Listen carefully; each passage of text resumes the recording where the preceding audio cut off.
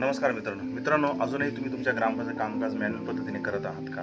अजूनही तुमचं कॅशबुक असेल, मासिक मीटिंग असेल किंवा दाखले वगैरे उतारे देणं असेल, या सर्व गोष्टी अजूनही तुम्ही कुठेतरी एक्सेल शीटमध्ये डाटा ठेवायचा, तो कॉपी पेस्ट करायचा आणि प्रिंट काढायची अशा पद्धतीने करत आहात का? याने निश्चितपणे तुमच्या कामात क्वालिटी राहत नाही, त्याच्यामध्ये चुका होण्याची शक्यता 100% जास्त असते आणि जी काही रांग तुमच्या ग्रामपंचायतीमध्ये लागलेली असते, दाखल्यासाठी असेल, उताऱ्यांसाठी असेल आणि तुमचं जो काही ऑफिस वर्कलोड, इतर कामं सांभाळून जो काही वाढतोय, वेळेत दप्तर पूर्ण होत नाही, या गोष्टी जर तुमच्या बाबतीमध्ये घडत असेल, निश्चितपणे मित्रांनो तुम्ही जुन्या पद्धतीने ग्रामपंचायत कामकाज करा.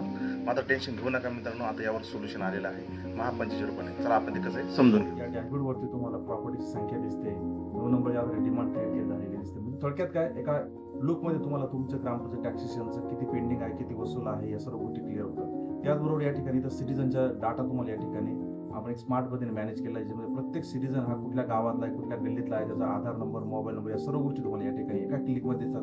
त्याचबरोबर अजून एक फायदा म्हणजे प्रत्येक सिटीजनच्या पुढे त्याने 9 नंबरचा त्याचा किती टॅक्स आहे हे सुद्धा तुम्हाला दिसतं. त्याचबरोबर या ठिकाणी 1 ते 33 नमुने आहे. 1 ते 33 नमुन्यामध्ये तुम्हाला प्रत्येक नमुना हा तुम्हाला जेव्हा जर क्लिक केला त्याचा रिपोर्ट तुम्हाला पाहायला मिळतो. उदाहरणार्थ आपण बजेट बघूया. या बजेटमध्ये बघा, तुम्हाला नुसतं एक वन क्लिक जरी केलं तरी त्याचं तुम्हाला जे काही शासनाच्या नमुन्यामध्ये जे काही डाटा भरून प्रिंट घेणं आवश्यक असतं ती प्रिंट तुम्हाला वन क्लिक करून मिळते. अगदी सेम त्याचप्रमाणे तुम्हाला 8 नंबरच्या बाबतीमध्ये पण आहे, 3 नंबरचा नमुना आहे, 5 आहे. कॅशबुक सुद्धा तुमचं चांगल्या पद्धतीने मॅनेज होत आहे. त्याचबरोबर 5 पण आहे, त्याचबरोबर 6 नंबरचा रजिस्टर आहे. अकाउंटिंग रिलेटेड सर्व गोष्टी आम्ही तुम्हाला या पद्धतीने ऑटोमॅटिक करून दिलेल्या आहेत.